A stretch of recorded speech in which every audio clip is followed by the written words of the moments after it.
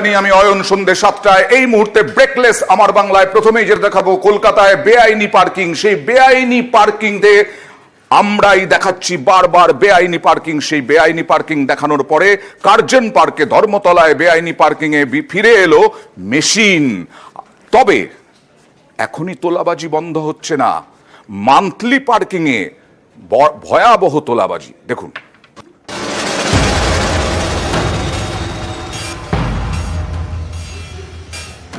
খাস ধর্মতলায় বেআইনি পার্কিং, বৈধ সংস্থার অবৈধ কাজ। নিউজ 18 বাংলা এর পর্দা ফাঁস করতেই টনক নড়েছে পার্কিং এর বরাত পাওয়া বেসরকারি সংস্থা একে জেমসের।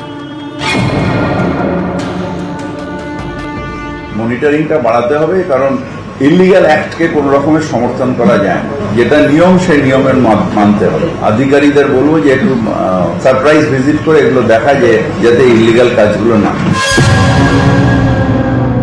বৈধ লাইসেন্স নিয়েই অবৈধ পার্কিং, সেটাও আবার ধর্মতলার মতো জায়গায়। পুরো আইনকে বুড়ো আঙুল দেখিয়ে রমরমিয়ে বেআইনি কারবার। পুরসভার নিয়ম অনুযায়ী পার্কিং ফি নিয়ে মেশিন থেকে বিল দিতে হয়, কিন্তু মেশিন থেকে বিল তো দূরস্থ, এখানে কোনো বিলই দেওয়া হচ্ছিল না। কেন মেশিন নেই এ প্রশ্নে অদ্ভুত সাফাই দেন পার্কিং সংস্থার মালিক। তিনি দাবি করেন এক কর্মী বিল কাটার মেশিন নিয়ে গ্রামে চলে গিয়েছেন, তার কোনো খোঁজ নেই, তাই পার্কিং এর বিলও দেওয়া যাচ্ছে না। নিউজ 18 বাংলা কিন্তু এই কর্মীকে গ্রামে নয়, ধর্মতলার কাছেই খুঁজে পেয়েছে। তিনি এখন অন্য সংস্থার হয়ে গণেশচন্দ্র এভিনিউয়ে পার্কিং সামলাচ্ছেন। শুক্রবারে খবর দেখানো হয় নিউজ 18 বাংলায়। খবরের জেরে রাতারাতি বদলালো ছবি। শনিবার পার্কিং ফিয়ে বিল দেওয়া হয়েছে মেশিন থেকে। মেশিন যখন দিয়েছে আমরা মেশিনে এবারে কাজ করবো, মেশিন ছাড়া আর কাজ করবো না। যে ছেলেটার কাছে মেশিন ছিল ও তার পরের দিনে দিয়ে গেছে, এখন মেশিনে কাজ করছে। পার্কিং এর রেট চার্জ ছিল, কিন্তু এমন জায়গায় ছিল যা দেখাই যেত না। খবরের জেরে এদিন নতুন ভাবে রেট চার্জ ঝোলানো হয়। হ্যাঁ, পিন স্লিপ দিয়েছে তো গাড়িতে। না স্যার, এর আগে স্লিপ দিত না, ও ঘন্টা সিস্টেম ছিল একটা। কিভাবে রাতারাতি মেশিনে বিল দেওয়া চালু হলো এ বিষয়ে এদিনও সংস্থার ছেড়ে যাওয়া কর্মীর ঘাড়েই দায় চাপানোর চেষ্টা করে গেলেন পার্কিং এর বরাত পাওয়া সংস্থার মালিক। ওই মেশিন অ্যাকচুয়ালি আমাদের এমপ্লয়ি যা পার্মানেন্ট ছিল ও নিয়ে রেখে নিয়েছিল। আমরা অনেকবার ফোন করেছিলাম, ও দেয়নি। ফরচুনেটলি বলুন বা এটা বলুন অ্যাক্সিডেন্টলি আপনি ওনাকে ধরলেন, উনি যখন মিডিয়াতে বাইট দিয়েছে তারপরে পুরো প্রবলেমে পড়ে গেছে। আবার ছুটে ছাটে আমাকে ফোন করলো, আমি ওনার বাড়ি গেলাম, মেশিনটা নিয়ে এলাম। থ্যাংক ইউ আপনার চ্যানেল 18কে আমি বলবো। রোজকার পার্কিং এর জন্য মেশিন এলো, বিলও দেওয়া শুরু হলো, কিন্তু বেনিয়ম কি পুরোপুরি বন্ধ হলো? অনেকে প্রতিদিনই এখানে গাড়ি রাখেন, এর জন্য মাসিক ভাড়া নাকি 4000 টাকা, কিন্তু এক্ষেত্রে কোনো বিলই নাকি দেওয়া হয় না। আপনার কি মান্থলি বিল দেওয়া হয়? না, মান্থলি বিল টিল দেয় না, আমি ক্যাশ দিয়ে দিই যেরকম হয়। মাসে যেটা কথা হয়েছে সেইটা এটা দিয়ে দিই, 4000 টাকা। না না, রসিদের কোনো নেই।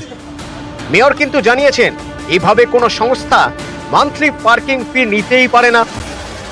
মান্থলি পার্কিং যদি হয় তাহলে সেটা কর্পোরেশন করবে, কেউ প্রাইভেটলি দিতে পারেন। সেটা আমার কর্পোরেশনকে অ্যাপ্লাই করতে হবে, কর্পোরেশন দেবে। সেটা প্রাইভেটলি যে ডেলি যার কালেকশন তার অধিকারের মধ্যে নেই। তাহলে ধর্মতলায় কিভাবে মান্থলি পার্কিং ফি নেওয়া হচ্ছে? মান্থলি বলতে গেলে তো নেই স্যার, ওটা যে 10 টাকা করে যতক্ষণ থাকে রাত্রি অবধি, ওটা জোড়ে একসঙ্গে ওরা পয়সা দেয়। মান্থলি বলে কোনো যুক্ত থাকে না স্যার আমাদের। 10 টাকা করে যদি ধরুন আপনার 10 ঘন্টা হচ্ছে 100 টাকা, আবার 15 ঘন্টা হলে 150 টাকা, ওটা 30 দিন থাকলে 4500 টাকা, মাঝখানে 4 দিন ছুটি হচ্ছে, সেই হিসাবে যোগ করে টাকা দেয়। তো বিল কি করে দিব স্যার? আমাদের তো মান্থলি ওরকম হবে না, আমাদেরকে মান্থলি কর্পোরেশনের কোনো নিয়মই নেই। ক্যামেরায় কাঞ্চন ভৌমিকের সঙ্গে অমিত সরকার, নিউজ 18 বাংলা। এবার একটা ছবি দেখাবো। দেখুন, এটা একটা স্কুল। এই স্কুলেই দেখুন ছবি দেখাবো, এখানে জামা কাপড় মেলা, সবকিছু মেলা দেখতে পাচ্ছেন। এটা কিন্তু স্কুল, কারণ 2 বছর পেরিয়ে গেছে, 3 বছরে পা দিয়েছে রতনবাবু ঘাটে, কাশীপুরের রতনবাবু ঘাটে এই বেশ কয়েকটি পরিবার, তারা তাদের বাড়িতে ধস নেমেছিল, আর তার জন্য বাংলার বাড়ি দেওয়ার আশ্বাস দেওয়া হয়েছিল। তাদেরকে স্কুলে রাখা হয়েছিল আপাতত, কিন্তু এখনো পর্যন্ত তাদের বাড়ি মেলেনি। 2022-এ জুন মাসে রতনবাবুর ঘাটে ধস নামে। টকটু মেয়ারে ফোন করে তাদের অসহায়তা তুলে ধরে 6 পরিবার, তারপরেই তৎপরতা। কিন্তু সমাধান কবে? যারা আছেন তারা কি বলছেন দেখুন। গত 3 বছর ধরে আমরা স্কুলে রয়েছি, খুব যন্ত্রণার মধ্যে দিয়ে যাচ্ছে এবং অনেক জায়গায় গিয়ে প্রচুর চিঠিপত্র জমা দিয়েছিলাম, কোনো সুরাহা পাচ্ছিলাম না।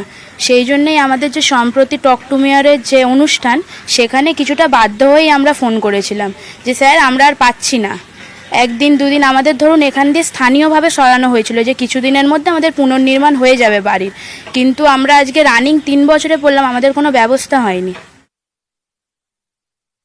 আমাদের ঘর দুয়ার করে দিক, অনেক দিনই তো হলো, 3 বছর ধরে তো আমরা স্কুলে রয়েছি। আমরা তো চাই যে আমাদের কিছু করে দিক, একটু ঘর দুয়ার করে দিক। সমস্যা হচ্ছে স্কুল চলে, বাচ্চারা সব আসে, আমাদের তো অসুবিধা হবে, কল জল পায়খানা বাথরুম সবেরই অসুবিধে। ভেঙে পড়বে, আমরা সবসময় আতঙ্কের মধ্যে রয়েছি, খালি দোকানের জন্য আমি কোথাও যেতে পারছি না। আমরা আছি 50-60 বছর হয়ে গেছে, ভাঙনটা 2 বছরের বেশি হয়ে গেছে। বলছে খালি করে দেবো, কিন্তু কোনো ব্যবস্থা নেই। জল ভালো মনে হয় যেন এই ডুবে যাবে হবে। ভয় তো লাগে, জলটা ওঠে তো, তখন গঙ্গার জল বাড়ে তো, জল বাড়লেই তো আবার চলে যাই, স্কুলে চলে যাই ঘরে তালা দিয়ে, জল উঠে যায় তো, বর্ষাকাল এলেই আছে। 1 নম্বর বড় চেয়ারম্যান তিনি কি বলছেন দেখি। মূলত আমাদের ওখানে জায়গার ভীষণ অভাব। এই 1 নম্বর ওয়ার্ড 2 নম্বর ওয়ার্ড ঘন বসতি জায়গা, ফাঁকা জায়গা বলতে গেলে নেই। স্কুলে আমরা ওদের রিহ্যাবিলিট করেছি, তো সেখানেও আমাদের একটা দায়িত্ব হয় স্কুল যাতে সঠিকভাবে চলে এবং তাদেরকেও রিহ্যাবিলিট সেন্টার দিতে হবে। ইতিমধ্যে আমাদের ওখানে নতুন যে জায়গাটা আমরা খুঁজে পেয়েছি, একটা পুরনো বস্তি আছে, সেই বস্তিটা আমরা বাংলার বাড়ি করব, সেই প্রজেক্ট অলরেডি ডিপিআর এ চলে গেছে। ডিপিআর হয়ে ফাইনাল মাঝে ভোট টোট এই সমস্ত প্রসেসে তো সব জিনিসে বিলম্বিত হয়েছে। যে মুহূর্তে বাড়ি তৈরি হবে সেই মুহূর্তে তাদেরকে যত তাড়াতাড়ি পারবো ফিরিয়ে আনার ব্যাপারটা।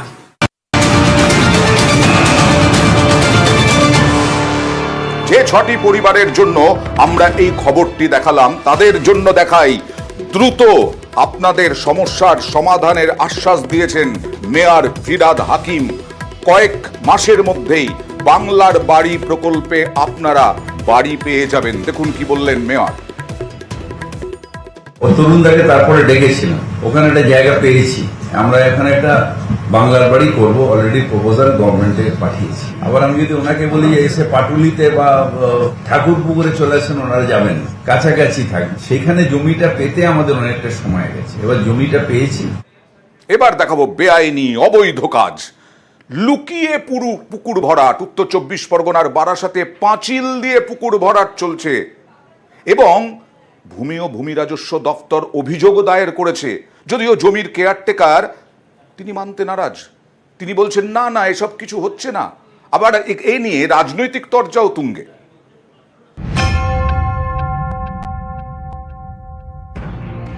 এই যে ফাঁকা জমি দেখছেন, কয়েকদিন আগে এটাই ছিল বড় একটা পুকুর, সেটাই ভরাট হয়ে গেছে বলে অভিযোগ। উত্তর 24 পরগনার বারাসাত থানায় পুকুর ভরাটের অভিযোগ দায়ের করেছে ভূমি দপ্তর। অভিযোগ, বারাসাতের বিষ্ণুপুরে 4 বিঘার পুকুর ভরাট হয়েছে, চারপাশে পাঁচিল তুলে পুকুরে মাটি ফেলা হয়েছে। স্থানীয়দের অভিযোগের ভিত্তিতে আসরে নামে ভূমি দপ্তর। শনিবার ঘটনাস্থল ঘুরে দেখেন বারাসাতের বিএলআরও সুদীপ্ত বন্দ্যোপাধ্যায়। তারপর পুকুর ভরাটের বিরুদ্ধে এফআইআর দায়ের করেন। এটা একটা পুকুর ছিল, প্রচলিত পুকুর ছিল, কিন্তু এরা ভেতরের মাটি নিয়েই এরা এটাকে বুঝিয়ে দিয়েছে। আমরা তদন্ত করে দেখলাম এটা একটা বালাজি ইনফার নামে আছে, হ্যাঁ, এবং মালিক বোধহয় কলকাতায় থাকে। আর এখানটায় যেটা হলো জহুর আলী নামে একজন আছে যে দেখভাল করে, তারই তত্ত্বাবধানে বুঝিয়েছে বলে যেটা এখানে উঠে এলো। আমরা এর বিরুদ্ধে একটা অভিযোগ করব থানাতে, আমরা এটা এফআইআর লজ হবে এবং এর বিরুদ্ধে যেরকম যথাবিহিত আইন অনুযায়ী ব্যবস্থা নেওয়া হবে। আমি বলছি এটা কোনো অভিযোগ না, এটা পুকুর ভরাটও না, এটা সুটির খাল কাটা হয়েছিল, সেই মাটিটা ওখানে একটা নিচু জায়গা ছিল, রেকর্ডও কোনো পুকুর নেই, আপনারা কাগজপত্র দেখে নেবেন। কতটা জমি আছে ভিতরে? এটা 11.5 বিঘা আছে। কার জমির মালিককে?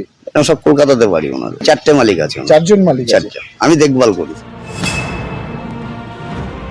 বারাসাত পৌরসভার এলাকায় 35টা ওয়ার্ডের মধ্যে 29টা ওয়ার্ডে ভারতীয় জনতা পার্টি আমরা এগিয়ে আছি। সুতরাং চেয়ারম্যান, ভাইস চেয়ারম্যান এদের কাছে অশনি সংকেত পৌঁছে গেছে যে আগামী 2026-এ এই দলটা আর ক্ষমতায় থাকবে না। সুতরাং যতটুকু পারি লুটে পুটে খাই। তৃণমূল বিজেপির কোনো ব্যাপারই না, এটা প্রশাসনিকভাবে আমি চেয়ারম্যান এবং এক্সিকিউটিভ অফিসার আমরা ডিউটি করে বন্ধ করেছি এবং তারপর থেকে ওটা দেখা যায়নি, এখনও দেখা পাওয়া যায়নি। অনেকবার দেখা করতে হয়েছি, কারণ জমির মালিক এখানে থাকে না এবং লাস্ট আমরা যেটা সিদ্ধান্ত নিয়েছি ওটা তালা মারা থাকবে, করতে দেওয়া হবে না। বারাসাত থেকে জিয়াউল আলম, নিউজ 18 বাংলা। আবার আপনাদের সমস্যার খবর দেখাবো। হিঙ্গলগঞ্জের কুমিরমারিতে একেবারে ভয়ঙ্কর অবস্থা, যেটি 6 বছর ধরে একেবারে ভগ্নপ্রায়, ঝুঁকি নিয়ে যাতায়াত চলছে। আজকে ওখানকার বাসিন্দারা বিক্ষোভ দেখালেন জেটির দাবিতে।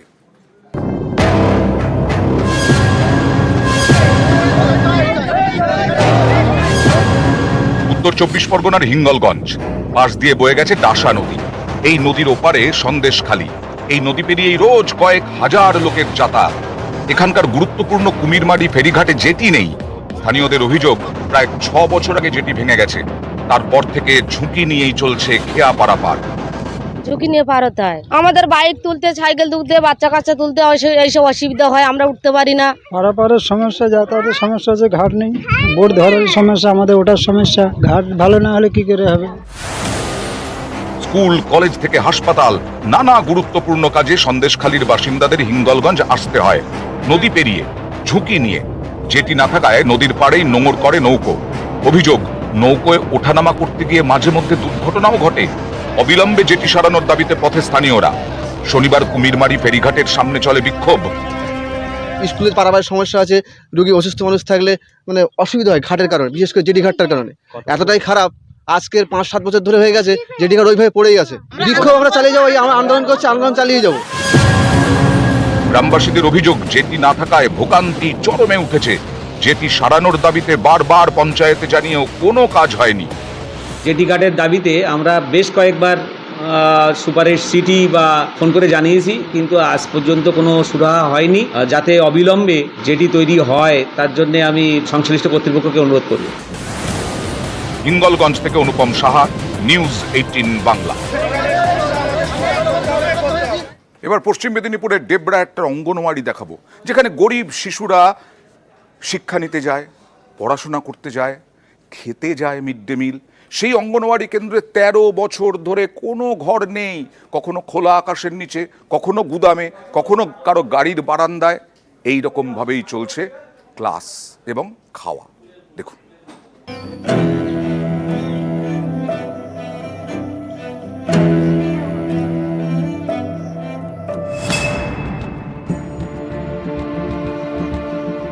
তেরোটা বছর পার, এখনো অঙ্গনওয়াড়ি কেন্দ্রের স্থায়ী ঘরই নেই, জমিও নেই।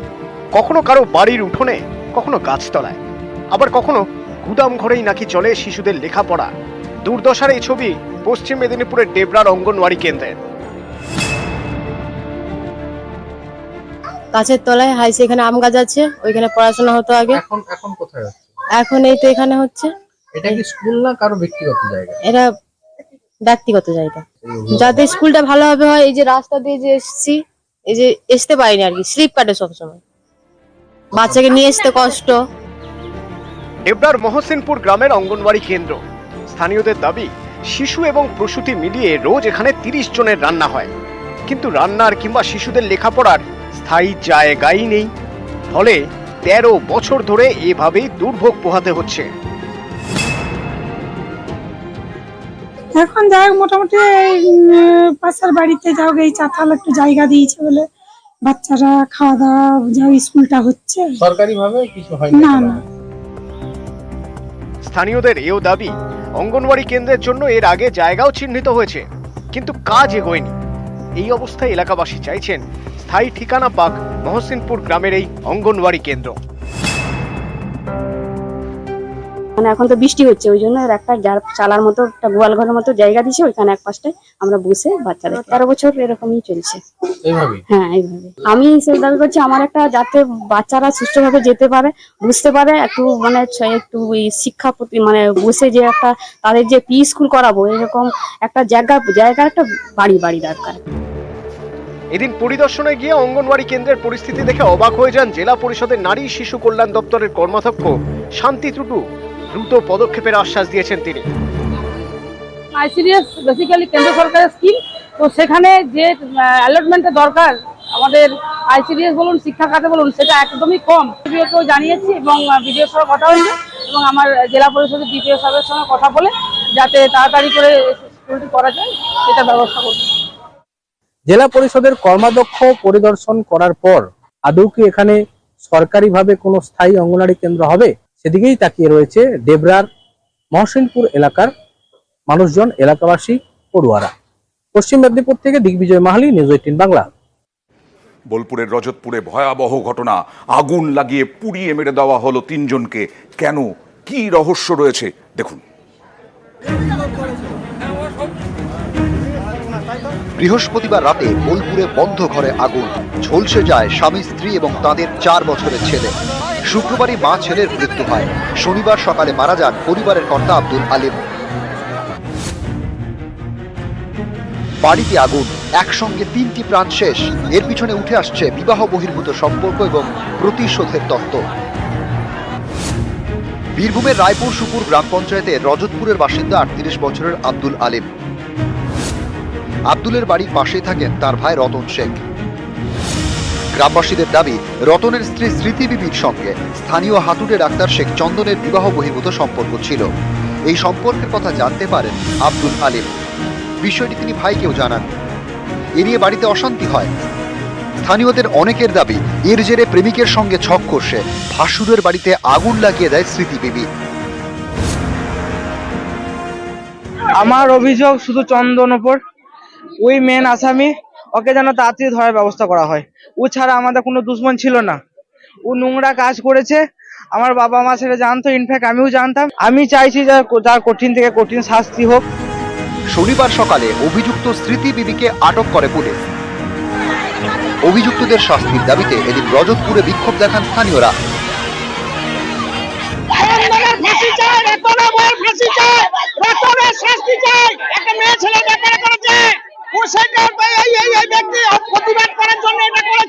শাস্তি চাইছি। এই যে এই ঘটনা যে ঘটল, 3-3টে জীবন যে নষ্ট করে দিল, ওকেও শাস্তি দিতে হবে। বোলপুরের রজতপুরের কাছেই চাঁদপাড়ায় শেখ চন্দনের বাড়ি। এদিন সকাল থেকে তার বাড়ির সামনে পুলিশ মোতায়েন করা হয়েছে। এদিন দুপুরে রজতপুরে যান বীরভূমের পুলিশ সুপার, পরে যান মহকুমা শাসক। জেলা প্রশাসনের তরফ থেকে তথা রাজ্য সরকারের তরফ থেকে আমরা ওনাদের পাশে আছি। কিছুটা আর্থিক সাহায্য আমরা করেছি ওনাদের যা যা নিয়ম কানুন আছে সেগুলো মানানোর জন্য। বোলপুর থেকে ইন্দ্রজিৎ রুজ, নিউজ 18 বাংলা। আমরা দেখেছিলাম ময়ূরেশ্বরের মারামারি মুম্বাইয়ে। ঠিকা শ্রমিককে মুম্বাইয়ে গিয়ে 1 লক্ষ টাকা তোলা না দেওয়ায় তৃণমূলের দাপুটে নেতা রামপুরহাটের বুলেট মির্জা ব্যাপক মেরেছিলেন, আর তাতে গ্রেফতারও হয়েছিলেন বুলেট মির্জা। তৃণমূল নেতার বিরুদ্ধে ঠিকা শ্রমিককে মারধরের অভিযোগ, বেল্ট দিয়ে ঠিকা শ্রমিককে মারধরের অভিযোগ বুলেটের বিরুদ্ধে। আর আজকে জামিন হয়ে গেল তৃণমূল নেতা বুলেট মির্জার। আমার ধার দেওয়া টাকার জন্য 4,30,000 টাকা না বেঁধে মেরিনি। ওইটা ভালো করে ভিডিওটা যাচাই করে দেখেন। না না ওসব কিছুই নয়। এরকম ধার হিসেবে টাকা নিয়েছিল, বন্ধু ছিল। অভিযোগটা মিথ্যা অভিযোগ। আজকে এসিজিএম কোর্ট তাকে বেল দিয়েছে। অভিযোগটা ছিল যে ভিকটিমের ছেলের কাছে উনি নাকি টাকা পেতেন, অ্যাকিউজড, সেই টাকা চাইতে গেছিল। সেই টাকা ছেলে দেখা সাক্ষাৎ না করার জন্য ওনাকে নাকি মারধর করে ভিকটিমকে এবং মডেস্টেশন করে। এই ছিল অভিযোগ। কোনো শর্ত না, 500 টাকা বেল বন্ড দিয়েছে। বাগদায় পরপর জনসভা করছেন শুভেন্দু অধিকারী। আজকে ফিরহাদ হাকিমের জনসভা ছিল। সেই সময় রাস্তা দিয়ে কনভয় যাচ্ছিল বাগদায় শুভেন্দু অধিকারীর কনভয়। সেই শুভেন্দু অধিকারীর কনভয়কে লক্ষ্য করে জয় বাংলা স্লোগান উঠল। আর পরপর গাড়ি যাওয়ায় ক্ষুব্ধ ফিরহাদ হাকিম তিনি পুলিশকে ধমক দিলেন। ওগুলো হলো ডেড পার্টি। একটা অথর্ব পঙ্গু, একটা লোক যার নড়ে না চড়ে না, যে কোনোদিন বনগার উন্নয়ন নিয়ে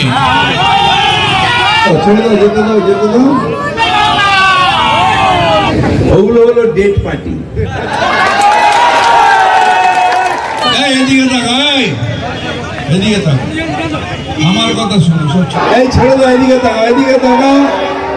এদিকে তাকাও, আমাদের এটা দুর্ভাগ্য। এই ছেলেরা এদিকে তাকাও, এদিকে তাকাও, হেডারে এদিকে তাকাও। ও এত পুলিশের গাড়ি কেন ওর জন্য? এবার মেদিনীপুর সংশোধনাগারে বন্দি মৃত্যু দেখাবো। মেদিনীপুর সংশোধনাগারে বন্দি মৃত্যু এবং তা ঘিরে যথেষ্ট বিতর্ক।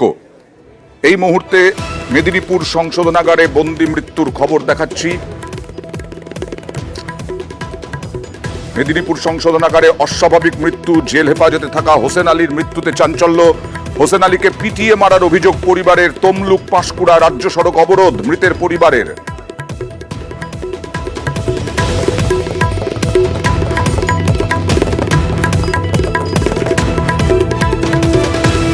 তমলুক থানার গৌতম বাবু লিয়াসে আমাকে বলল যে তোমার ছেলেকে তোমাকে দেখাবো। এই যে আমার ছেলেকে ভালোবাসা ছিল, আমার ছেলেকে মেরে দিয়েছে জেলে, কিন্তু আমাকে না বলে তমলুক জেলে ছিল, আমাকে না গার্জনকে বলে ওকে মেদিনীপুর জেলে করে দিয়েছে। আমরা চাইছি মেয়েরও এরকম সাসপেন্ড হোক, মেয়ের বাবারও সাসপেন্ড হোক। এ তো ভালোবাসা করেছিল, আমার ছেলে তো কিছু করেনি। এবারে উত্তরবঙ্গের ছবিটা দেখাই।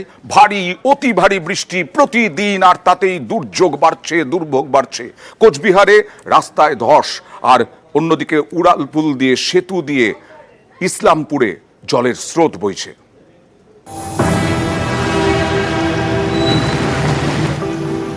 টানা কয়েকদিনের বৃষ্টি, উত্তরবঙ্গের সব নদীতে জল বেড়েছে। এর জেরেই বিপত্তি কোচবিহারের সোলাডাঙ্গায়। তোরসা জলস্তর বৃদ্ধি পাওয়ায় একাধিক গ্রাম জলমগ্ন।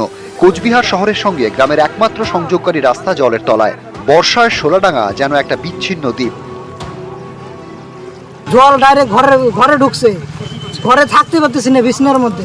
এখানে কি রাস্তা এখন যে বাড়িতে যে বাজার ঘাটে যে যাবো রাস্তাটা, সেই রাস্তাও এখন ভেঙে গেছে। উত্তর দিনাজপুরের ইসলামপুরেও জল যন্ত্রণা।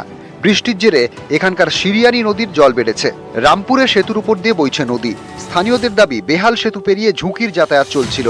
নদীর জলস্তর বাড়তেই বেহাল সেতু পেরিয়ে যাতায়াত পুরোপুরি বন্ধ।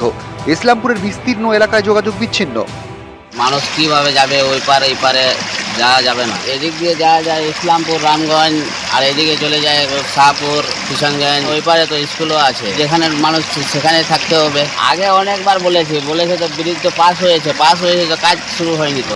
কয়েকদিন ধরে টানা বৃষ্টি চলছে উত্তর দিনাজপুরে, কখনো ঝিরিঝিরি, কখনো মুষলধারে। শনিবার সকালে এখানকার চোপড়ায় বৃষ্টির জেরে রাস্তায় গাছ পড়ে। রাজ্য সড়কের ওপর গাছ পড়ে যাওয়ায় যান চলাচল বন্ধ হয়ে যায়। সাধারণের দুর্ভোগ চরমে ওঠে। জল যন্ত্রণা ছিলই, তার উপর রাস্তার গাছ পড়ে বিপত্তি বাড়ে। নিউজ 18 বাংলা। আর পাহাড়ের কি অবস্থা? ফের ধসে 110 নম্বর জাতীয় সড়ক বন্ধ হয়ে গেল। পাগলাঝোড়ায় ধস, মহানদীতে বাড়ল নদী। মহানদীর মধ্যে পাগলাঝোড়ায়, গয়াবাড়ি ও মহানদীর মধ্যে পাগলাঝোড়ায় ফের ধস। জাতীয় সড়কে ধসের ঝেড়ে ঘুরপথে যাতায়াত কতটা কঠিন পরিস্থিতি জানবো প্রতিনিধি পার্থপ্রতিম সরকারের সঙ্গে। পার্থ, দেখো, তোমাকে জানিয়ে যাচ্ছি, টানা বৃষ্টির জেরে শিলিগুড়ি ও দার্জিলিং এর সংযোগকারী যে 110 নম্বর জাতীয় সড়ক, যেটা আগে 55 নম্বর জাতীয় সড়ক ছিল, পুরনো রোড, এবং সেই জাতীয় সড়কের একটা বড় অংশ কিন্তু রাস্তা একেবারে ধসে গেছে টানা বৃষ্টির জেরে। গয়াবাড়ি এবং মহানদীর মাঝখানে যে পাগলাঝোড়া, এটা বরাবরই ধসপ্রবণ এলাকায় পাগলাঝোড়া, এবং যদিও এই রাস্তাতে এই গত কয়েক বছর ধরে ছোট গাড়ি, পর্যটক গাড়ি এবং পণ্যবাহী লরি চলাচল করতো, স্বাভাবিকভাবে এবং পুরোপুরি বন্ধ হয়ে গেল এই জাতীয় সড়ক। এখন ওই আর যে পথে সাধারণত পর্যটকরা যাতায়াত করে, অর্থাৎ শিলিগুড়ি থেকে শিমুলবাড়ি, রোহিণী হয়ে যে রুট, কার্শিয়াঙ্গা, দার্জিলিং, সেই রুটে গাড়ি চলাচল করছে। আবার ডাউন হয়ে কিন্তু পাঙ্কাবাড়ি হয়ে, অর্থাৎ দার্জিলিং থেকে কার্শিয়াঙ্গা পাঙ্কাবাড়ি হয়ে নামতে হবে শিলিগুড়ি। ধন্যবাদ। আপনাদেরকে মনে করিয়ে দিই, গত কয়েকদিন আগেই দেখিয়েছিলাম জেলবন্দি মাওবাদী নেতা অর্ণব দাম। তিনি পিএইচডির জন্য পরীক্ষা ইন্টারভিউ দিতে গিয়েছিলেন বর্ধমান বিশ্ববিদ্যালয়ে। নজিরবিহীন সাফল্য। তিনি এবার ইতিহাস নিয়ে গবেষণা করবেন। জেলবন্দি মাওবাদী নেতা প্রথম হয়েছেন।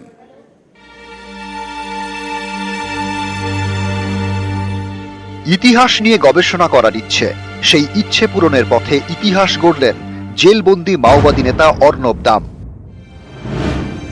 বর্ধমান বিশ্ববিদ্যালয়ে পিএইচডির প্রবেশিকায় ফার্স্ট অর্ণব দাম, 250 জনের মধ্যে প্রথম হয়েছে। আমরা যদিও তাকে শুধুমাত্র একজন পড়ুয়া হিসেবেই দেখেছি, তার গবেষণা করবার অ্যাকিউমেন্ট কতটা রয়েছে সেটাই দেখেছি, কিন্তু একজন বিচারাধীন সাজাপ্রাপ্ত আসামি এই যে মেইন স্ট্রিম হওয়ার চেষ্টা করছেন, গবেষণা করছেন, এটা আমার কাছে অত্যন্ত ইতিবাচক। পুরো বোর্ড অত্যন্ত মেধাবী দেখেছি তাকে, এবং তিনি অত্যন্ত কনফিডেন্ট ছিলেন। তাকে একজন গবেষক হিসেবেই আমরা জাজ করেছি। মাওবাদী নেতা অর্ণব দাম ওরফে বিক্রম ছোট থেকেই মেধাবী। খড়গপুর আইআইটিতে ভর্তি হন মেকানিক্যাল ইঞ্জিনিয়ারিং। 3টি সেমিস্টারের পরেই হঠাৎ নিখোঁজ। পরে নাম লেখান মাওবাদীদের দলে।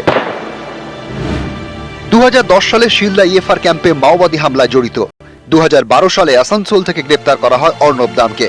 জেলবন্দি জীবন, তার মাঝেই আবার পড়াশোনা শুরু। জেল থেকেই পরীক্ষা দিয়ে ইতিহাসের স্নাতক হন, তারপর স্নাতকোত্তর। জেল কর্তৃপক্ষকে জানিয়েছিলেন অধ্যাপনা করতে চান।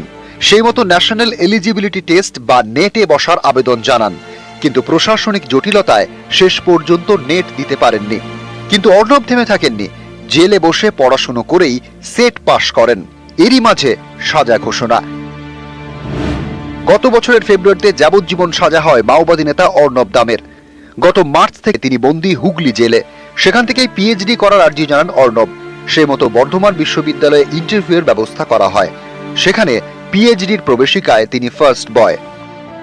আমরা আশা করব তার পড়াশোনার ক্ষেত্রে আরো সুবিধা, জেলে যাতে আরো কম সময় থাকতে হয়, যাবজ্জীবন হলো তার একটা বিশেষ ব্যবস্থা, মুক্ত বাতাসে তার এই পড়াশোনা যাতে করতে পারে, উপযুক্ত জায়গায় তার কর্মসংস্থান, সেবামূলক কাজে তার ইচ্ছা যদি থাকে সেগুলোকে করতে দেওয়ার সুযোগ যাতে হয়, এই সরকারের কাছে আবেদন করছি। নিউজ 18 বাংলা।